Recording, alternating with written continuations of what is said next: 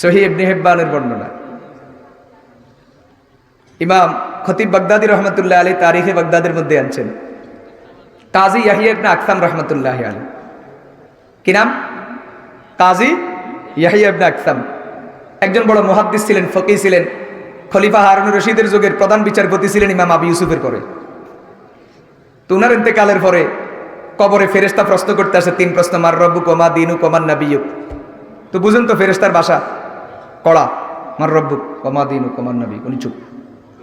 এখন আল্লাহ ফেরেশতাদেরকে শিখাই দিয়েছে, হাঁ কইলে আলবিসুহু মিনাল জান্নাহ, জান্নাতের বিছানা, জান্নাতের পোশাক, আর না কইলে হা হা লা আদ্রি কইলে ফিডা। এখন যে হাও কয় না নাও কয় না এরে কিরব। আর কবরতে এই ধরনের মুসল্লি আর কেউ নাই, একজনে পাওয়া গেছে। ফেরেশতা পড়ছে বিপদে, শুধু দমকায় ক ক এ মাতে না। ওরা যত গরম এ তত নীরব। এক পর্যায়ে ফেরেশতারা আল্লাহর কাছে গেছে, যাই আল্লাহ কার কাছে পাঠাইছেন? কি হয়েছে? কয়ে তো হাও করা নাও করা না কিতাম। আল্লাহকে তোরা সরাই জিজ্ঞাসা করি। আল্লাহু আকবার বলেন। খতিব বাগদাদি লিখছেন, আল্লাহ জিজ্ঞাসা করেন, এই কাজী হাইলে কবি ফারি নলে কবি না, তো হাও কস না নাও কস না বরিশত কা? আল্লাহ ফারি, তো কস না কা? আম নবীর একটা হাদিস লই চিন্তা করতেছি। আরে হাদিস নিয়ে গবেষণা কবরে, এটা তো দুনিয়ার কাজ। না, সারা জীবন আমি জানি এটা আপনার নবীর হাদিস, আমি পড়ছি, পড়াইছি, ওয়াজ করছি, কিন্তু আজ কবরে আসি ফেরেশতাদের ব্যবহার দেখি সন্দেহ হইতেছে। মানে দেন না ফেরেশতারা আমার ধমকায়, মার রব্বুক ওয়া মা দীনুক, কত হাদিস কি।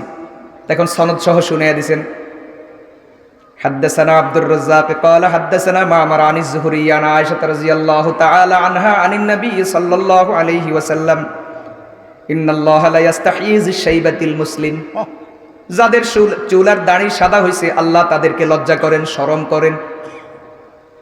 কি বুঝলেন? সাদা চুল সাদা দাড়ি দেখলে আল্লাহ শরমায়, মানে কি? আল্লাহ সম্মান করেন। আপনার নবীর হাদিস, আপনি নাকি সাদা চুলওয়ালা সাদা দাড়িওয়ালাকে সম্মান করেন। তো কথা তো ঠিক।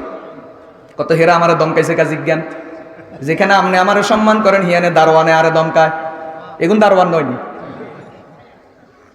হাদিসও ঠিক, তোর যে দমকাইছে এটাও ঠিক। মানে সাদা চুল সাদা দাড়ি মানে যাদের বয়সের কারণে চুল দাড়ি পাকছে এদেরকে না।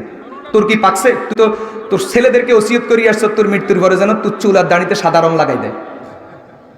আল্লাহ আপনি বুঝি বুঝেন না। আমি চিন্তা করি দেখছি মরণ তো অত্যাসন্ন, এখন দুনিয়াতে বাঁচার জন্য উপায় কি, আখেরাতে বাঁচার জন্য উপায় কি? আমি চিন্তা করি দেখছি আমার কোনো আমল নাই, অথচ ইমাম তিরমিজি, ইমাম নাসাইর ওস্তাদ, ইমাম আবু হানিফার শাগরিদ, জগৎ বিখ্যাত মুহাদ্দিস এবং হারুনুর রশিদের যুগের কাজীল কুজাত, ওই লোকে বলতেছে আল্লাহ আমার কোনো আমল নাই, কি আমল দিয়ে বাঁচুম? বহুত চিন্তা করি আপনার হাবিবের হাদিস এটা পাইছি, চিন্তা করলাম তাও তো আরেক সমস্যা, চুলদাড়ি তো পাকে না। তো চিন্তা করলাম একটা অভিনয় করি। দুনিয়ার মানুষ চুলদাড়িরে কালা করে, আমি কইলাম চুলদাড়িরে সাদা করি দাও, দেখি আখেরাতে বাঁচতে পারিনি। আল্লাহ যা করছি আপনি জানেন, আমি আপনার ভয়ে করছি, আল্লাহকে যা মাফ করে দিলাম, তোর জন্য জান্নাত। কথাটা কোনখান থেকে বলছিলাম? যেখানে বড় জোরে কি করে সেলুট দেয়, সেখানে ছোট হুজুরের বেলাসে নেই। তা আল্লাহ কোরআনে ফেরেশতাদের কথা কেন বলছে? ফেরেশতারা মানব তৈরির আগ পর্যন্ত আশরাফুল মাখলুকাত ছিল। তো ফেরেশতা যখন আদমকে সেজদা করছে, বাকিওয়ালার আর কেউ বাদ আসেনি। তার মানে সব মাখলুক আদমকে সেজদা করছে। ইমাম ফখরুদ্দিন রাজি বলেন, এ আদমকে ফেরেশতারা সেজদা কেন করলো? ও সেজদা করছে তার ইলমের কারণে। সুবহানাল্লাহ বলেন। وعلم آدم الأسماء كلها ثم عرضهم على الملائكة فقال أنبئوني بأسماء هؤلاء إن كنتم صادقين। ফেরেশতারা জিজ্ঞাসা করছে, ওরা জবাব দিতে পারে নাই, আদম জবাব দিছে, ইলমের কারণে আদম দামি হয়ে গেছে, আদমকে সেজদা করছে। তাহলে বলেন মানব জাতি দামি হওয়ার পিছনে মৌলিক যেই কারণ যেটা কাজ করেছে সেটা হলো ইলম। এজন্য আলেম ওলামাকে শ্রদ্ধা করা, আলেম ওলামার সাথে সুসম্পর্ক রাখা দরকার আছেনি? এটা আমাদের জন্মগত বিষয়, জন্মগত। ইলমের সাথে আলেম ওলামার সাথে সম্পর্ক রাখা এটা জন্মগত বিষয়। আল্লাহ তৌফিক দান করুন।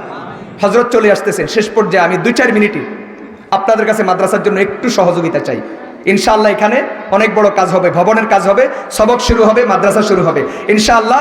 আমাদের এমপি মহোদয়, আমাদের জেলা পরিষদের চেয়ারম্যান, উপজেলা পরিষদের চেয়ারম্যান, আমাদের ইউনিয়ন পরিষদের চেয়ারম্যান মহোদয়, ওনারা প্রত্যেকের পক্ষ থেকে আন্তরিকতা আছে। ওনারা শুধু অঙ্ক শোনান নাই, ইনশাআল্লাহ ওনারা সহযোগিতা পৌঁছাইয়া দিবেন, সর্বাত্মক চেষ্টা করবেন। কিন্তু আমরা চাই আমরা এলাকাবাসী যারা আছি আমরাও একটু একটু সহযোগিতা করব।